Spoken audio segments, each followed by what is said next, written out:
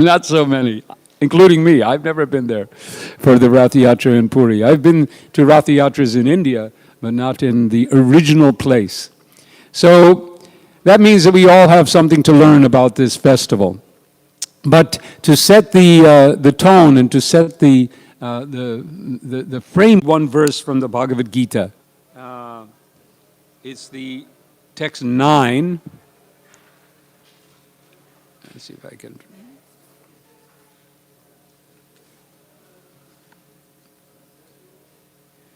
Okay, hold on for a second.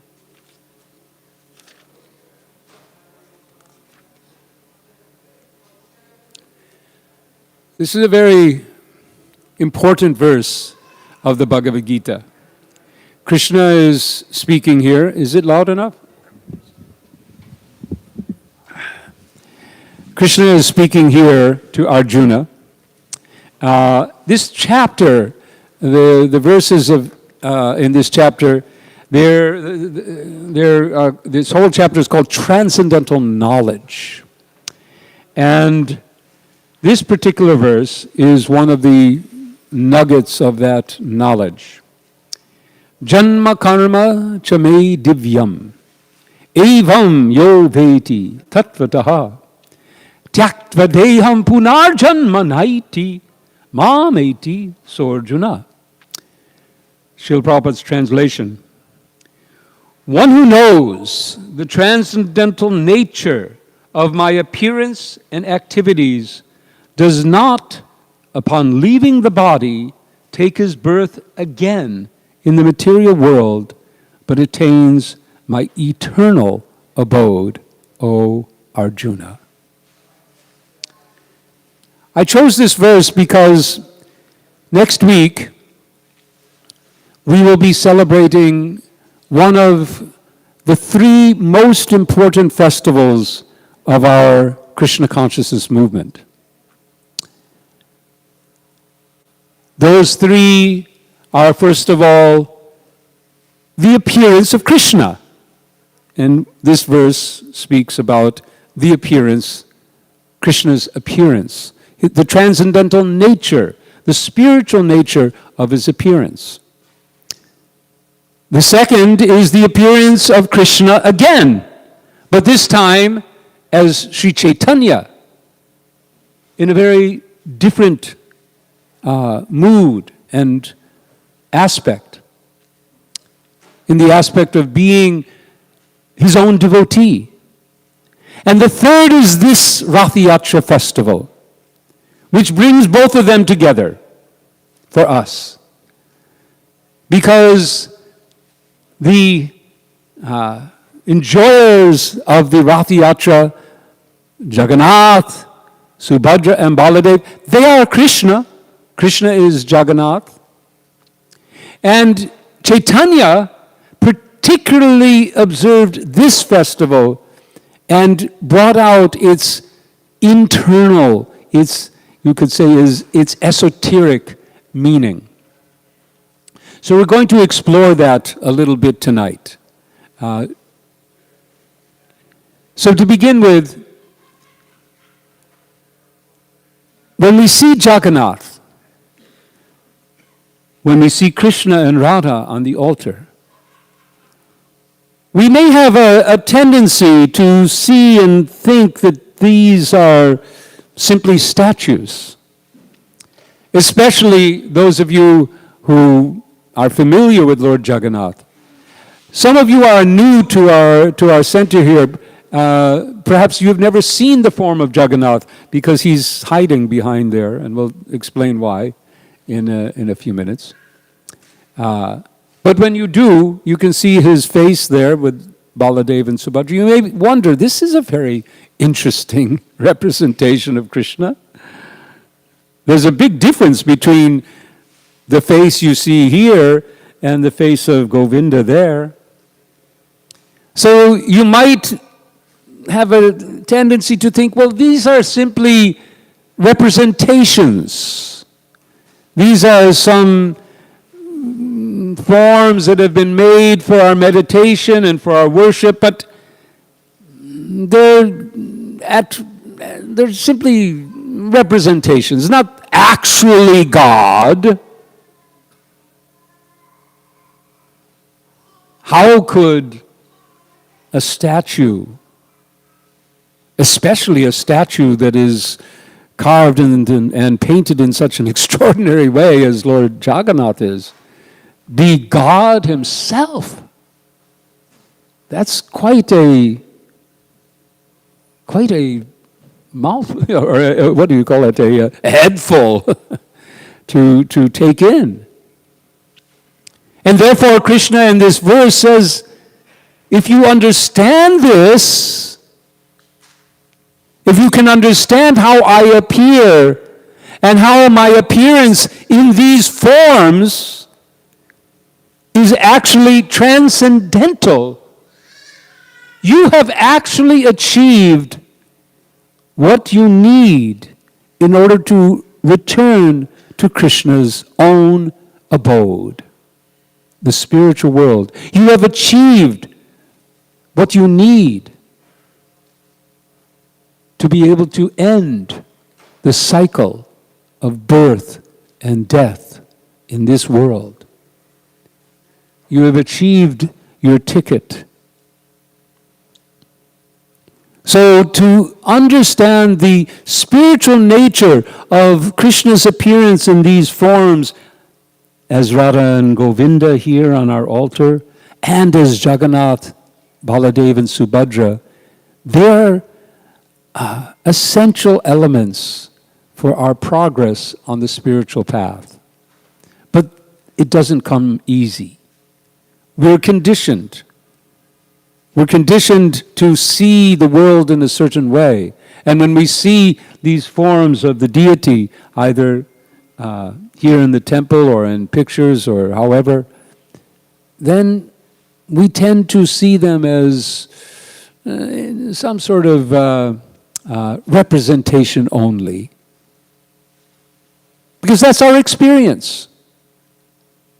Our experience is that when we see a picture or we see a statue, we consider it only to be a representation. It may evoke some sentiments in us when we see a picture of someone we love. Then we feel some emotion towards that person. But we don't consider that that picture is the person. Because it isn't.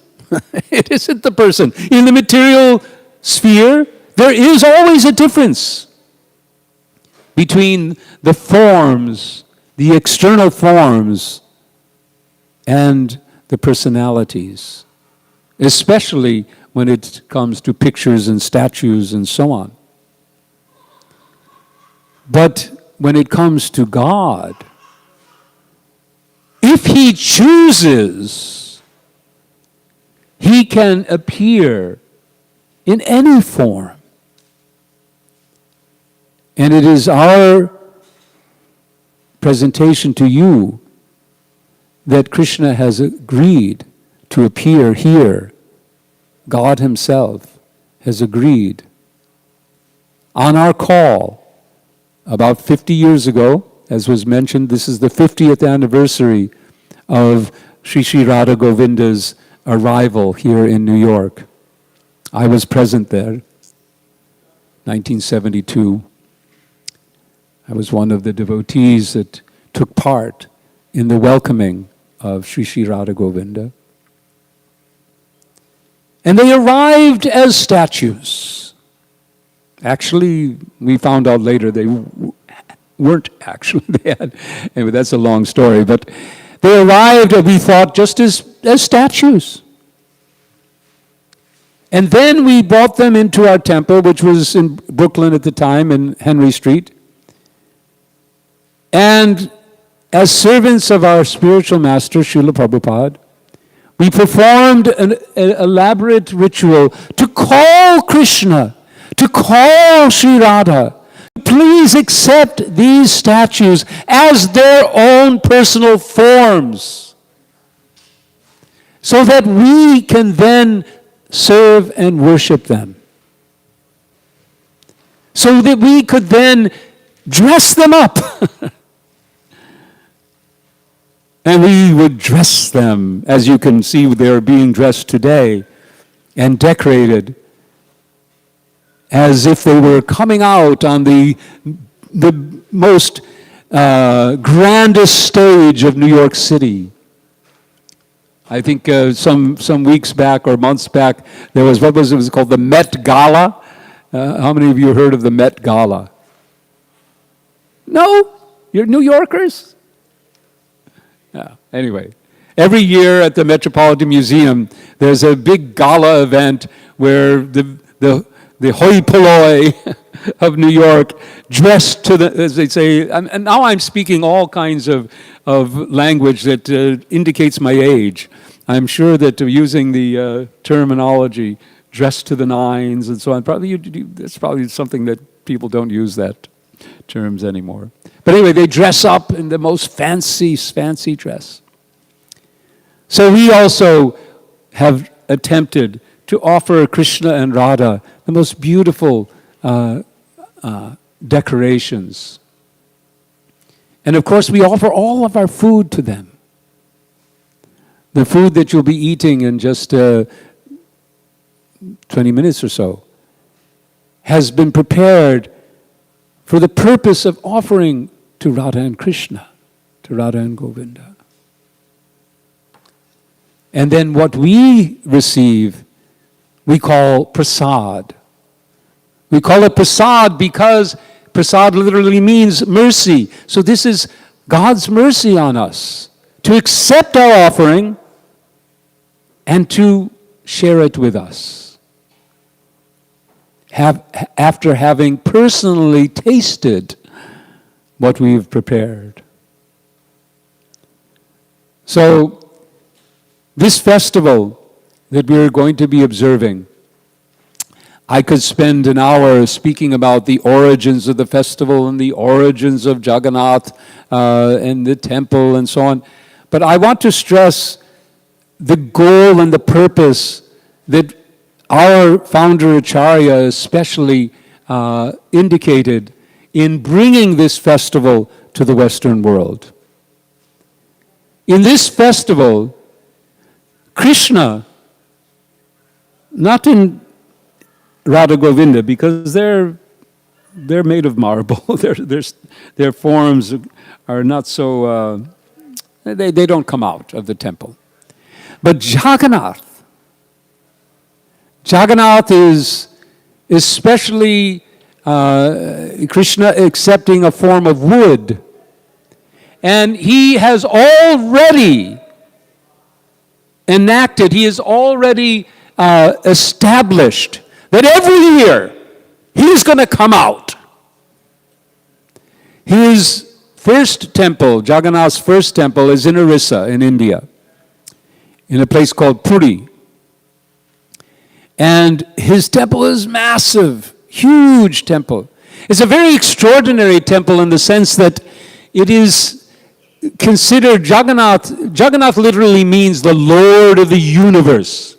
And we find in Jagannath Puri that people of every denomination of what we call the dharmic religions, Hinduism, Sikhism, Jainism, Buddhism, they all revere and they all take part in Jagannath. And Jagannath welcomes everyone. Currently, anyway, I won't get into that. There's some limitations. But every year, Jagannath comes out. One of my friends describes that this festival is God getting free of institutional religion. He's coming out of the confines of being in the church or the mosque or the temple and coming out on the streets. No restrictions. Anyone is free and welcome. Come, join me in my excursion. So Jagannath and his brother Baladev and his sister Subhadra, they come out, they mount their chariots, and they go for a ride. In our case, down Fifth Avenue. In Puri, it's the Great Road. And as they go, they invite all of us to come with them. Not only to come with them, but to help them by pulling their carts. This is from the beginning of this festival. You won't find in Puri or anywhere that this festival is observed that, although in the first festival, I'll take that back. When we first did this festival in San Francisco in 1967, we didn't know about carts and so on, so we used a flatbed truck. It was very special. But the carts are pulled by ropes. And we invite all of you, please come. Pull those ropes. Take part. See Jagannath. And begin to enter into the understanding of his transcendental nature by your own experience. When you do this, and I hope, raise your hand if you plan to come for next Saturday. Okay, we want, by the end of this, we want every hand, we hope. Maybe you're not here, not in New York City, but if you can, please come. Please come and help pull Lord Jagannath, and you will experience what Krishna is saying here. When Krishna says, Janma karma chame divyam evam yo veti tattvataha, he exhorts us to understand and to bring within, in truth, he says, tattvataha. When one understands in truth the transcendental nature of me, my appearance, my activities, then he is free. He becomes free of this confine, this cycle of birth and death, old age, disease in this world. He comes back to me. This is his promise. So we can try to understand Krishna, his transcendental nature, by reading the books and studying the philosophy and trying to figure it out. But the way to truly understand is by experiencing. And I will tell you my experience, and let us see anyone else here who has had the experience of Lord Jagannath's Rath Yatra, if it does not awaken an experience of the transcendental nature of Krishna. You will experience this if you join us. So we do encourage you, please join us in celebrating this festival. Join us in assisting the Lord of the universe, assisting God himself and his brother and sister. Of course, understanding how God can have a brother and sister would take a little more explanation. But assist them in their excursion. And in doing so, connect also with the spirit of the Rath Yatra as revealed and as brought to us by Krishna himself when he participated in his avatar of Sri Chaitanya Mahaprabhu 500 years ago. So this festival brings together everything. That's why it is given such importance in our Krishna consciousness movement. From the first Rath Yatra that our members performed back in the very beginning of our society in 1967, I believe, in San Francisco, till the first Rath Yatra that was established here in New York City on Fifth Avenue in 1976. 1976. Srila Prabhupada, our founder Acharya, at the time expressed how this Rath Yatra that was held at that year was the culmination of years of his dreams and hopes. That this wonderful festival would come to the most wonderful, I think it's the most wonderful city. What do you think? Is New York the most wonderful city? What do you think? In some ways, it must be wonderful. It is the capital of the world. Right? No? I think these people would say, no, wait a minute, Vrindavan is the most wonderful city. But in the material sense, yes, New York is pretty wonderful. And becoming more and more wonderful by the service of the devotees. But anyhow, Srila Prabhupada thought it was, at least, if not wonderful, most important. And he was so, so happy when he got to ride and participate in the procession down Fifth Avenue. And now this Rath Yatra is celebrated all over the world.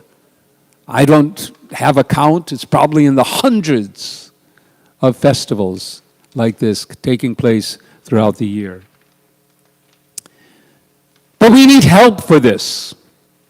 So now I'm going to, because I know many of you are regular attendees of our Sri Sri Radha Govinda Mandir here. Let me, again, we're in the hand-raising mode today. How many of you have already put your names down as volunteers? Okay, not enough. How many will be here, are going to participate, and could volunteer even an hour on Saturday? Just raise your hand. Yeah?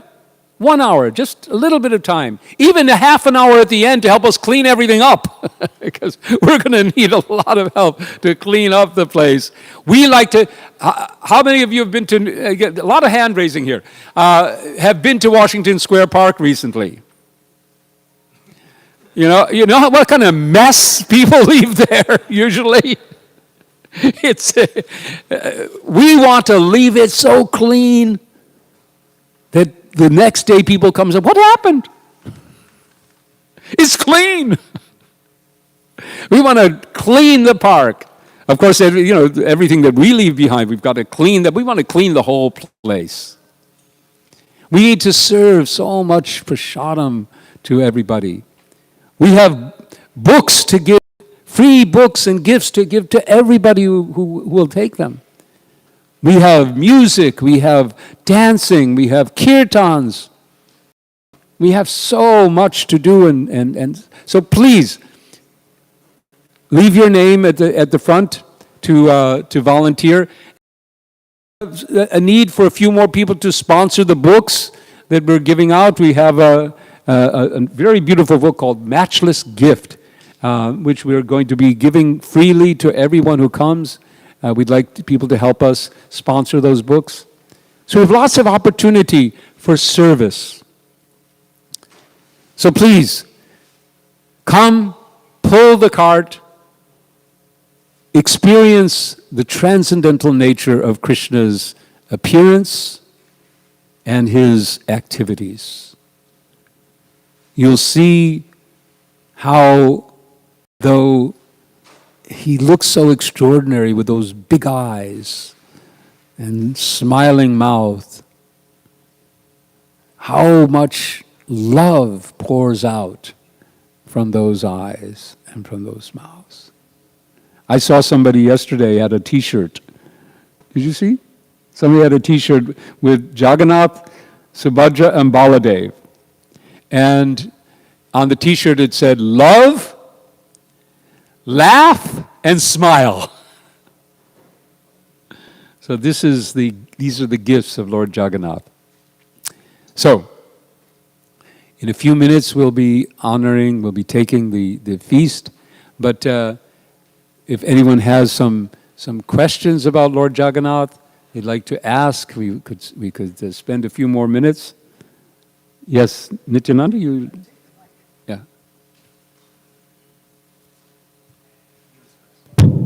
Oh, I'm sorry. Hare Krishna. Okay. I have a statement to make. I have long beads, and I know that the requirement is to make 16 rounds, but it takes me 45 minutes to make a round around these long beads. I can't make 16 rounds.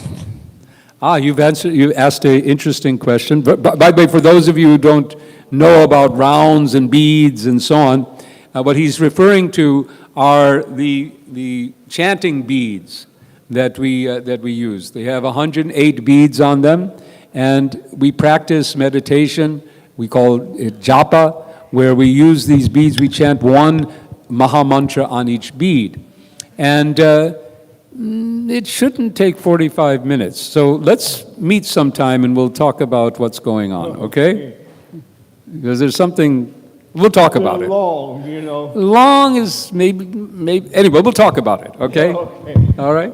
Yes. Anybody else? I think Nityananda here. Oh, you could just talk.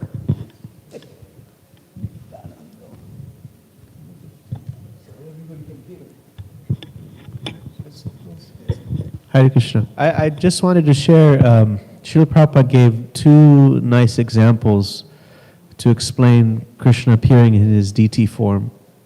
And so one of them is, he said that the electrical engineer, he has this knowledge how to, using one single energy, he can create a refrigerator or he could create an electric stove. They have opposing qualities, but it's all done with the same energy.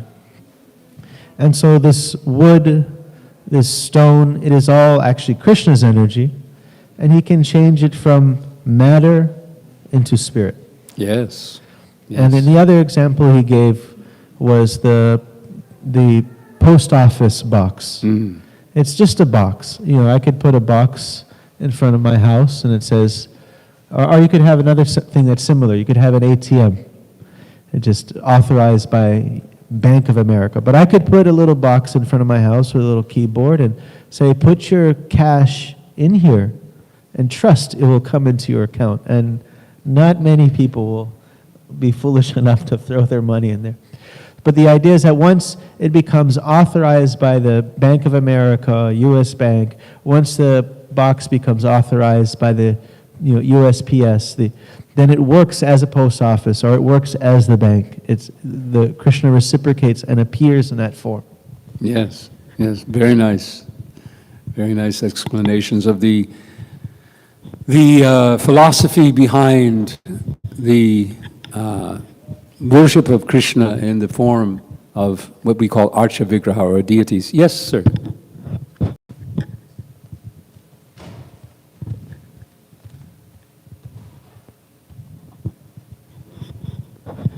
Hare Krishna. Hare Krishna. This festival was amazing. I went to the one in LA, the Temple of Venice. So I encourage everyone to go. What is the symbolism of the Lord and Krishna and the lotus? And also, I want to understand the correspondence of Buddha and Krishna, because someone showed me in this Buddha and Krishna was a reincarnation of Krishna. Avatar, so yes. Does the two still connect? Okay, two good questions. Yes, you'll see the lotus flower, and throughout our paintings, and even in our symbol for our logo for our own society is the symbol of a lotus. The lotus, particularly in our society, the symbolism of the lotus is connected to the nature of the lotus flower rising up out of the water and yet not being touched by the water. So that nature of the lotus flower being able to come so beautifully from within the watery environment but into the light and the air is similar to how Krishna himself, and we as devotees, as we advance in Krishna consciousness, can be within this world but not of it. We can be transcendental to the world. In fact, the world itself becomes transcendental for us. So this is the most common symbolism of the lotus. Lotus is also associated with Krishna because his eyes resemble the petals of a lotus. So lotus is also associated with Krishna when we speak of Krishna's lotus feet, because his feet are colored and resemble the color of the lotus. So there are many different ways in which the lotus flower is associated with Krishna and associated with the philosophy of Krishna consciousness. In your second question about Buddha, Lord Buddha, Sri Buddha, we understand from our scriptures, our shastras, and our acharyas that at least the most one of the most recent appearances of Buddha, because in Buddhism we also find references to Buddha appearing again and again and again. But in our understanding, Buddha has most recently appeared as an avatar of Krishna. That Krishna chose to empower. The specific nature of his appearance as Buddha is a little more technical and complicated. But we do accept that Buddha himself is at least what we would call an empowered incarnation of Krishna. But Buddha has a very, very special mission in this world. Krishna states in the Gita that parichanaya sadhunam vinashaya chaduskritam. That in order to protect the devotees and to remove evil, that he appears in this world. So we understand that at the time of Buddha, there was a specific evil in the world. That evil was very interesting because what we understand was that in India particularly, that the followers of the Vedas were using the Vedas to justify animal slaughter and all varieties of violent activity, war, slaughter. Somehow they were using the prescriptions for different types of sacrifices that involve animals to justify the killing of animals and other violent acts arising from that. There was a materialistic situation, and the Vedas themselves were being misused. So it is our understanding that Buddha, in order to establish the principles of nonviolence, he actually had to put aside the Vedas. And so if we see Buddha's teachings, we'll see that there's no reference to the Vedic traditions. So that was a very, very special incarnation of Krishna. And that's our understanding. So we revere Lord Buddha as being a very special appearance of Krishna for a very special purpose, but we don't accept his philosophy. Buddha taught a philosophy in which there is no God. He taught a philosophy in which there's actually not even soul. When asked the question about soul, he basically said, well, this is a question that can't be answered. So we accept the mission of Buddha, we accept him as an incarnation of Krishna, but we understand that the philosophy that he taught had a very specific purpose and must be taken in that respect. So we do appreciate, on the other hand, the practices of the strict Buddhists of nonviolence, of right living. Those practices we appreciate. How can you end suffering with no God? By ending everything. The Buddhist approach is to end everything, to achieve nothingness. Yes, your expression is exactly mine. What? How does that happen? Frankly speaking, I shouldn't be the one talking about Buddhist philosophy because I don't understand it. I don't understand how there can be nothing, how I am actually nothing. I don't understand it. But so you have to speak to a Buddhist if you want to. And they may not understand it either, but anyway, you can try. So I think we are just about, Baliram, if you hold on, I'll speak to you. We're at the end of our time. It's time for that wonderful Krishna conscious activity that we look forward to, which is to share the food, the prasad that Krishna has so kindly accepted, and have a little time with our neighbors. And those of you who are here for the first time or new in our center, I'd be happy to accompany you so that you can get through easily. Hare Krishna. Thank you so much. Hare Krishna.